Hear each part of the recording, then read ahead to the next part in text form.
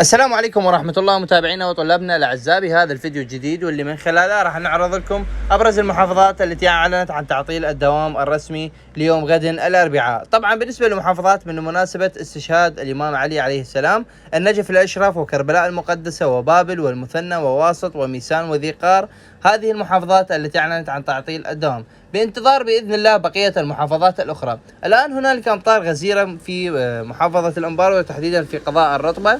طبعا احنا من خلال هذا الخبر حبيت انه ابين لكم انه بحسب التوقعات وانباء الطقس انه يوم غد هو يوم ممطر بشكل عام، فاحتمالية تعطيل الدوام هذا شيء وارد جدا. فارجو من الجميع ان يشتركون في قناتنا التليجرام اللي اسمها الأستاذ حسين القريشي، راح نعلن لكم باذن الله في القريب العاجل عن تعطيل الدوام الرسمي في بغداد وفي بقية المحافظات. كل هاي التفاصيل واكثر راح تجدونها عبر قناتنا التليجرام مثل ما موضح. ايضا يا متابعينا وطلابنا الاعزاء، هنالك بعض الطلاب اللي جاي تسأل بخصوص المراكز الامتحانية وايضا بخصوص البطاقة الامتحانية. كل هاي التفاصيل باذن الله راح ننزلها عبر قناتنا التليجرام اسمها الأستاذ حسين القريشي مثل ما تلاحظون هنا قدامكم.